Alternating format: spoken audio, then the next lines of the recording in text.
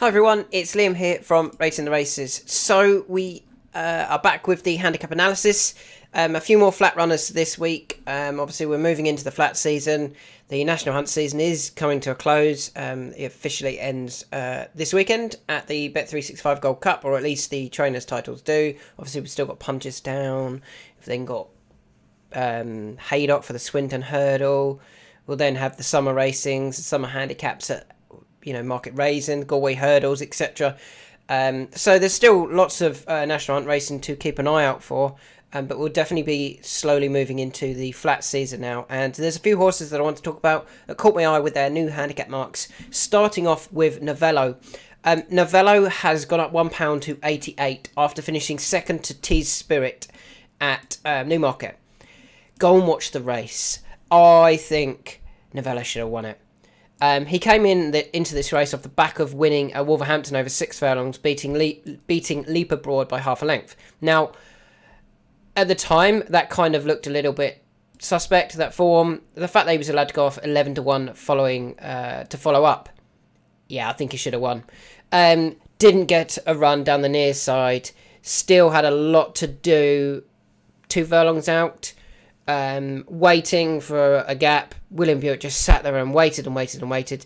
And obviously Mia Nichols was able to get away off the front on Tees Spirit for Adrian Nichols and won quite nicely, but won't get an easy time next time out for sure.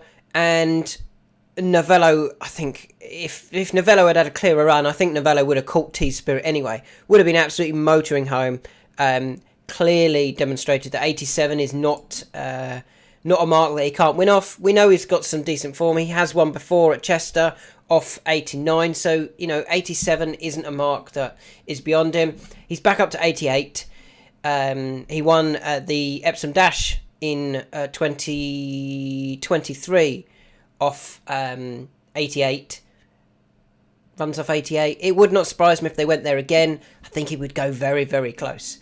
If he doesn't go there and they want to try and win a race, a race that I'd be very, very confident he would win, it would be this race here at Windsor, the 5 furlong, 21 yards for horses rated 0 to 86 to 105. He would win that.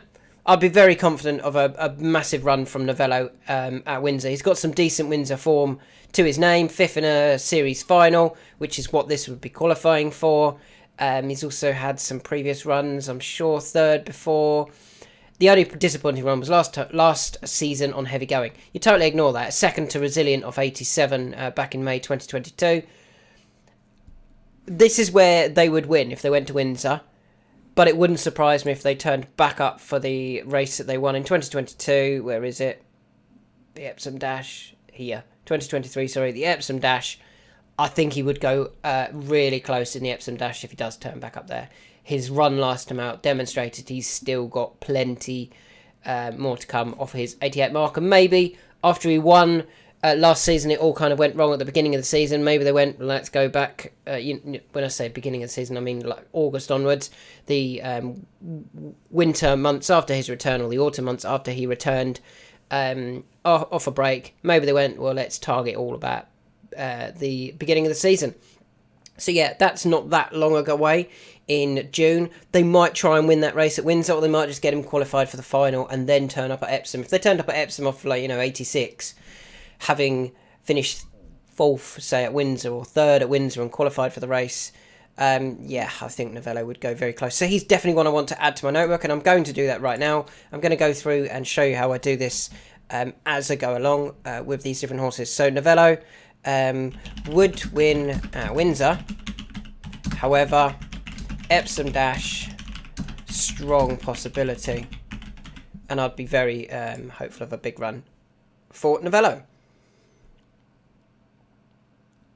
Moving on to the second horse that caught my eye, and that is Alpha Croesus, who'd already made our notebook when he finished 4th in the Lincoln at Doncaster.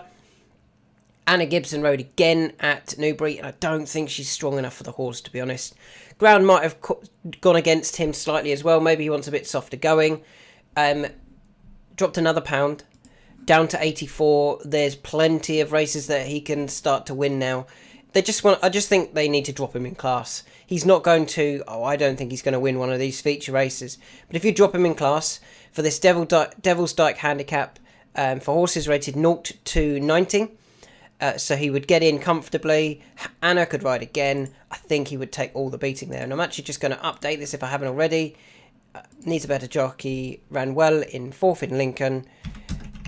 Devil's Dyke at Newmarket.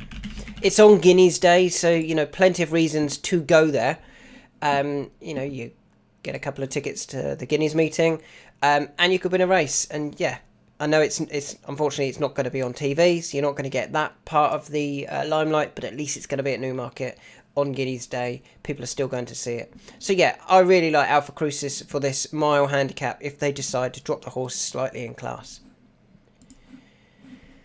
Moving on to Fresh, who dropped £1 to 92 after disappointing at Newbury. As you know, he's a horse I'm really looking forward to. Hopefully, if they run him in the Victoria Cup, my concern would be, is he going to get in? I mean, when he was 3rd in this race last year, 4th in this race last year, behind Vaffortino, was it last year? 2022, sorry. That was off 98. He could run off 92. 4th off 98, could run off 92 if he gets in. He went off 7 to 1 that day. It didn't work, as in he finished 4th. He then disappointed on his next run when they dropped him in trip for the Wokingham. Went back up to 7 furlongs and he won a couple of races. He won the Moe and Shandon International Stakes, and then he went and won the National Racehorse Week Handicap. So he'd won 2 consecutive races over 7 furlongs at Ascot off 98 and 102. So off 92, which he's now down to, you would think he would have a massive chance if they do decide to run him in the Victoria Cup. Last year he did run in the Victoria Cup and he disappointed. He was comfortably beaten, but that came off a £10 higher mark. I mean, over these types of trips, 5, 6, 7, 8 furlongs, or up to a mile sort of thing, a couple of pound is a lot, so £10 is a huge amount. And I think that will be enough to really bring him into the fold for the Victoria Cup if he gets in. So let's add that one as well. Fresh, Victoria Cup, and could win a couple off 92 and say 97. Create Nagme. We move on to another one on the flat, and that is Revich, who is now down to his mark that I think he can be very competitive off. And where do I want him? Well, I backed him in 2023 at Chester, backed him in 2022 at Chester. He finished 3rd. I was really impressed with that. I thought he would win it the following season. He did, and he won it comfortably. This race here, and interestingly, look who he beat. He beat Witch Hunter. Witch Hunter went on to win at Royal Ascot. He beat him by 3 lengths. That came off a mark of 92. He does still have to run off 95. He dropped £2 for his run at Newbury. So he'd still have to run off 95, but his form is very good at Chester, and he comfortably beat Witch Hunter. He beat him by 3 lengths. I mean, beating a subsequent Royal Ascot winner by 3 lengths, you've probably ran to more than a 98 that day. You probably ran to 101, 102, and yet he could turn up here off 95, and I think he would take all of the beating, wouldn't he, if he turns back up? So yeah, I really like Revich for this Chester handicap, and let's see what I've added to my notes. It was probably, will be good at York. Did he run at York? Not sure, can't remember when I put that in. So let's change that now. Back to Chester. Back to Chester in 2024 off 95. So I'm a big fan of Revich for Meadow and Park Racing. Next what I want to talk about is Wob Wob Wob, who dropped £2 to 87, and I think that's back to the mark that he actually won the Ayr Silver Cup off, and the same mark as when he was 3rd here at Ripon in the Great St Wilfrid. Now, this could be what they're planning again. They could be planning to go to Goodwood, Ripon and Ayr at the end of the season, and they might try and get a couple more pound off before that. However, if they want to potentially run in the Ayr Gold Cup rather than the Silver Cup this year, they're going to have to try and win some races beforehand and get him high enough rated. So I would be looking at running him in this William Hill Epic Value Handicap Stakes over 6 furlongs. It's for horses rated 71 to 90. So being rated 87, he would get in. He's also got some decent form at Goodwood, including when second, behind Ross Collin and in front of Isla Kai. Both of those were well handicapped that day. And I think the trip just caught Wob out. That was, he very often runs over 6. He went up to 7. It didn't quite work. Similarly, it didn't quite work at Doncaster a little bit later on in the season when he was 5th. Dropping back to 6th, he's a much better horse over 6. I think he'll take all of the beating if he goes to this race at Goodwood. I'm just hoping that they're trying to get him in the Ayr Gold Cup rather than the Ayr Silver Cup this year. If they're aiming for the Gold Cup, he is only 6. I think that's, a suitable age to be trying to get him in the Gold Cup. I think he will take all the beating at Goodwood on the 3rd of May. I think the first 2 runs of his season back have just been to get him fit. Nothing more than that, in my opinion. Moving on to hurdlers. So we've got 1 hurdler and 4, I was going to say fencers, 4 chasers to come. So the hurdler is Arkoob, who ran in the race that I thought would suit. I don't think he ran that bad. He was only beaten 3 lengths. Although he finished 8th, he was only beaten 3 lengths by the winner. I mean, it looked like he didn't quite have the pace to keep up at a crucial time. They did quicken quite nicely. And then all of them again started to run on, like Doyen Quest, who got up to win it, Zestful, and Arkoob were all finishing really strongly. Now, they do have this horse entered at Sandown at the weekend. He's gone down a pound. If we have a look, he is right near the bottom of 119. He dropped a pound for that to 119. Now, that could be very interesting because look at his Sandown form. Even back to when he was on the flat, he finished 4th. We can actually go back further than that, I believe. He finished at Sandown 2nd in 2021 behind Kettle Hill in a handicap of 86. He finished 4th in 2021 in a handicap of 83. Now, this was on the flat. He then won a handicap over a mile and 2 of 89. 4th in a handicap of 93. The Kensington Gates handicap, a good handicap, beaten by Protagonist. Over hurdles, he's done just as well. Finished 3rd behind Under Control and Iberico Lord. That's really good form, isn't it? In a handicap, the Novice Championship final in April of last year. Then this season has come out and won, beating Caleb by 3 1/4, and then disappointed last time he ran at Sandown.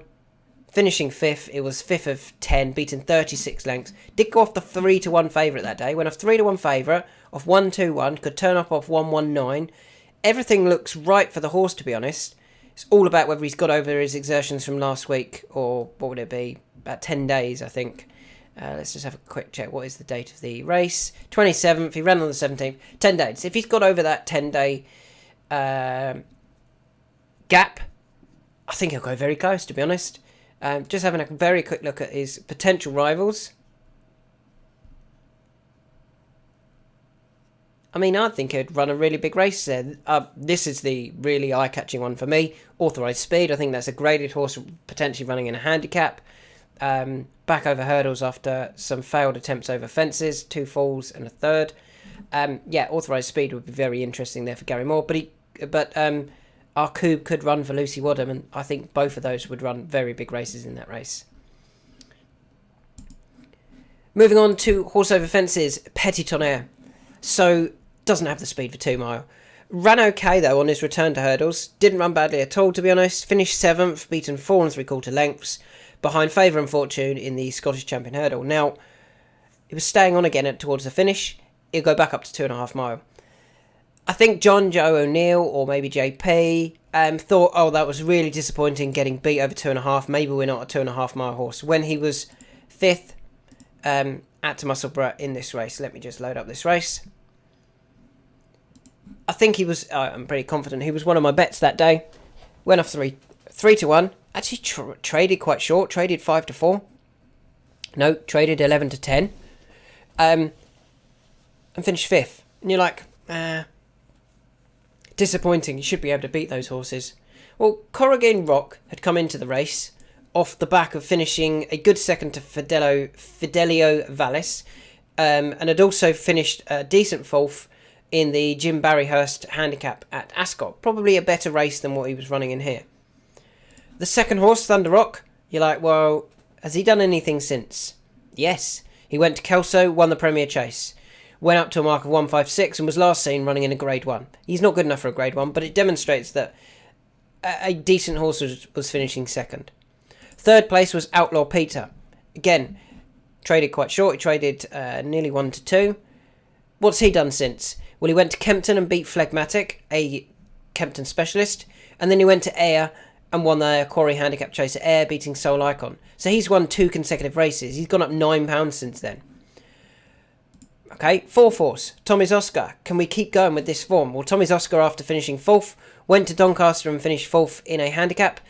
Looked a bit disappointing, but has since bounced back in the Scotty Brown Handicap Chase at Ayr. Gone back up to a mark of 157, so went up £5 for winning that.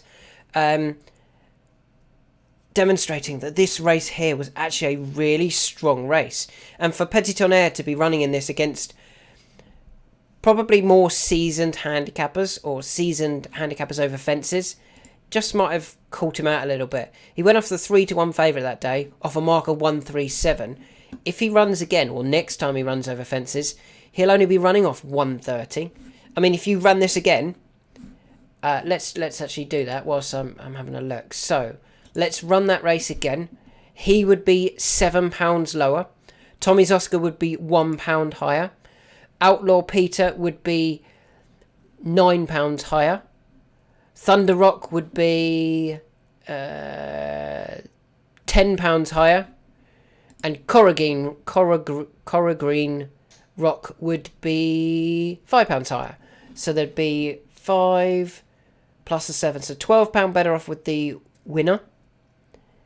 £15 with the runner-up. £16 with third. And £8 with fourth. And remember, he went off the 3 to 1 favourite. Petit Tonnerre is a brilliantly handicapped horse for next season. I don't know where they're going to go with him just yet. If he did turn up in something like the December Gold Cup, the Paddy Power Gold Cup, any of those types of races, I would be quite interested in him, to be honest. But I do also think there could be a couple of other races that they might aim Petit Tonnerre in. But I think he's really well handicapped. Don't give up on him.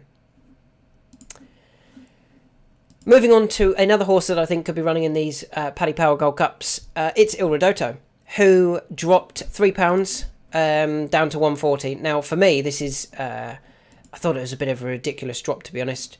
Dropped £3 to 140 after essentially one poor run. He'd already dropped £3 after being beaten just 9 lengths at Cheltenham, at the Cheltenham Festival by Shake 'Em Up Harry. He dropped £1 for running at Kempton, which was the wrong trip. And before that, he'd finished 3rd to Garlaw in a good race in January. He'd finished 2nd to Fugitive in the December Gold Cup. And he'd finished 3rd in the Paddy Power Gold Cup in November. When he finished 3rd, he was running off 144. When he finished 2nd, he was running off 143. When he finished 3rd, he was running off 148. He could return next season off 140. I mean, you could win that 140 race and then still go for the next race off 145, 146 and go really close. Il Ridotto is definitely 1-4 next season. So I just want to add him to my nag meet. I didn't do it for some of these back here. Let's just go back and do those. I said I was going to as I was going along. So Wob Wob Wob could be saved for end of season. But Goodwood in May if Ayr Gold Cup is target. So that's one there, like him. Arkoob, Saturday at Sandown. Oops, that's meant to be at Sandown. I like him. Petit Tonnerre is very well handicapped. Clearly ridden 5th on handicap debut over trip. Well franked. So I've updated that note. Il Ridotto, let's add Il Ridotto. Cheltenham in November and December.